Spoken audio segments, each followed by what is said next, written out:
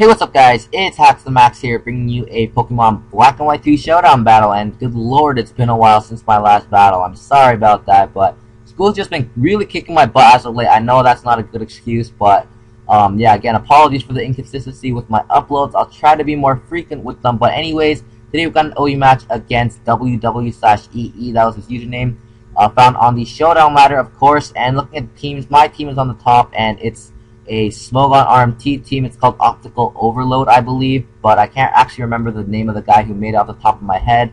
But full credit goes to him for this team. I've been really liking it so far, and it's basically around the 3 setup sweepers, 2 choice users, and a stealth rocker team.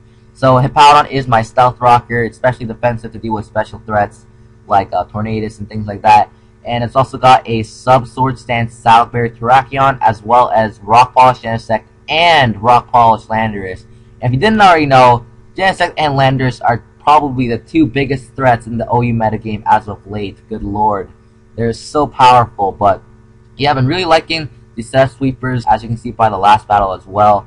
And a lot of my old teams, they were around like choice users as my threats and things like that on my team. So I've really neglected set sweepers, and I've come to see their potential lately. And yeah, it's been doing quite well for me. So for my choice users, I've got Specs Keldeo. Damn, it's powerful, very underrated. A lot of people just run the Scarf set or the Subcom mindset, but Specs is pretty dang powerful on Keldeo, damn.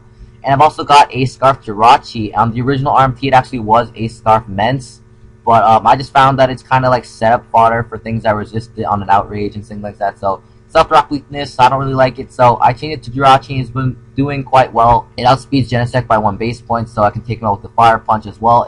It deals with Tornadus T in the ring, because that thing is powerful as well, damn. But yeah, team full of threats, really like it. And yeah, looking at my opponent's team, looks like a 4th gen team to me. I've never actually really played 4th gen, but I don't know, it just kind of looks like it. And he actually got a T-Tar, so no Weather War for me, so that's just one less thing to worry about on this battle. But yeah, no real threats on his end, maybe Gengar, I don't really know, Shaman, but Heatran might be annoying for my Genesect, but that's why I have both Terrakion and Landorus for that. And yeah, other than that, it looks like we're good to go, so let's just go ahead and get on with the battle. So I'm going to lead off with my Scarf Jirachi, as he's going to actually lead off with his slow roll, maybe predicting my Hippowdon lead or anything like that. And I'm just going for the U-turn right here because, again, I can't really touch slow roll because of the Scarf variant, so can't really touch Bulky Waters. But I'm going to U-turn now into my Hippowdon, because I thought I could take the stall better, especially defensive, but of course I can't, and it gets the burn, of course. But again, nothing on my team really wants to take the stall, especially Keldeo, if I wanted to burn it. So Hippowdon's basically useless at this point, so I'm just going for the Stealth Rocks as he switched out into his Fortress, probably predicting that, and he just goes for the Rapid Spin, blow my hazards away right when I set them up, man. Not cool. But yeah, Hippowdon's basically going to be fodder right here, and I'm actually going to try and Whirlwind around his pokes until he kills me off with the Pokemon that I can actually really set up with, like either Terrakion, Genesect, or Landorus. So he goes out into Shaman, sets up a substitute. I know because I'm especially defensive, I can take 1 Seed Flare from this amount of health, which I do, just barely, but I'm actually going to hopefully Whirlwind, take away his substitute, and perfect.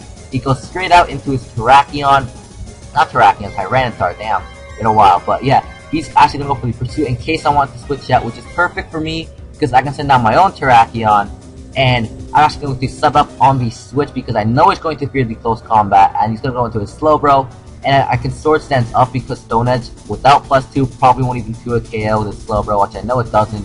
So he's going to go for the Scald as he breaks my sub, but I'm at +2 now, so I can cleanly do a KO him now with the Stone Edge. I know that Scald actually won't take me out from this amount of health because Terrakion's bulk is very underrated in this stand. Look at that, 43%. Took that almost as well as Hippowdon did, and Hippowdon is especially defensive, so one more Stone Edge is easily going to take out this Slowbro. He doesn't get the burn, luckily, but I miss, of course, and he's able to take me out with the Skull. So I basically could have swept this team right there, but that didn't happen because, of course, hacks. But yeah, now I'm going to my Landorus, and I can easily take the thing out with the Earth Power now as he hits out into his Fortress. And look at the damage, that actually is a specially defensive Fortress, and the power of Landorus is just too strong because that is clean to a KO, man. But I'm going to make the safe play and go for another Earth Power, but he actually ends up switching out into his Gengar, which was a safe play. But Now I have to switch out into Jirachi, not wanting to take a Shadow Ball or anything, even though it was really likely that he was actually just going to go for the substitute, which he does.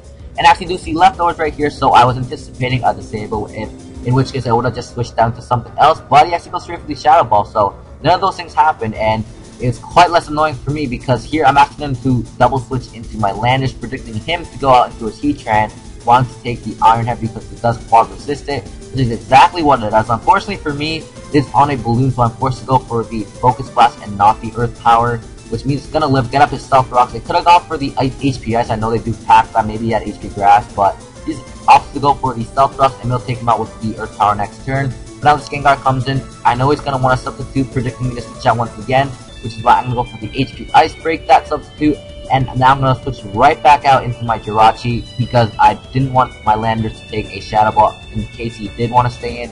But he actually goes out into his Fortress, wanted to take the HP Ice instead.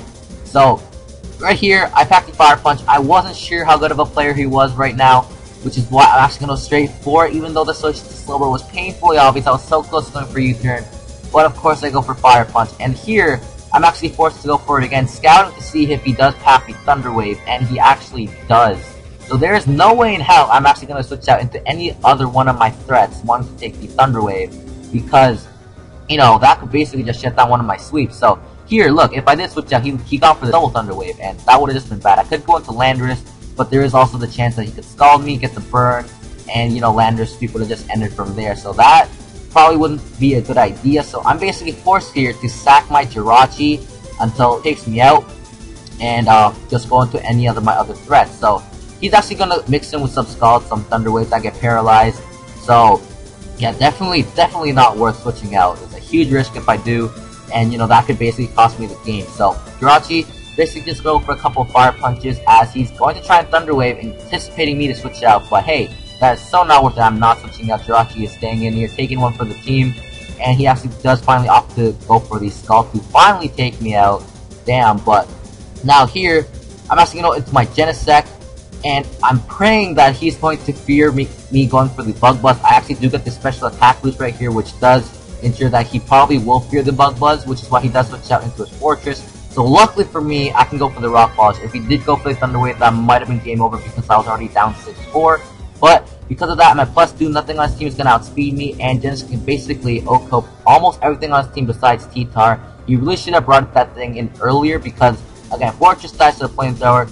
Slowbro cleanly gets 1 KO'd by the Giga Drain, which is pretty surprising, plus Genesect is pretty powerful, but, yeah, Shaman dies to an Ice Beam, Gengar's gonna come in next, that's gonna die to an Ice Beam, so really he should have brought in his Tyranitar a lot earlier, not that it really mattered because it didn't even take me out, but, yeah, Giga Drain's basically gonna 3 KO the Tyranitar, and that's going to be a good game, so yeah, that was another sweep. I'm not sure if you guys liked that or not, I know the last battle was a sweep as well, but, yeah, I'm gonna leave in the comments because, well, it was pretty close. It turned from a 6-4 to a 4-0 or something like, or a 3-0, something like that. So I've really neglected sweepers, and I finally seen their full potential. It does really good work to a lot of opposing Pokemon. That's going to be the game. I guess the score didn't really reflect how close the battle was. For a while there, it looked like I was pretty behind, but luckily Genesect is of course here to save the day. Probably won't get banned. You know, a lot of talk about that, but Genesect and Landorus do a lot of work to the metagame at the moment. So yeah. That was the battle. Hope you guys enjoyed. I'm sorry I haven't uploaded in quite a while, but I expect that to change, hopefully. And, yeah, remember to like and comment down below. And hopefully I'll see you guys next time. Peace.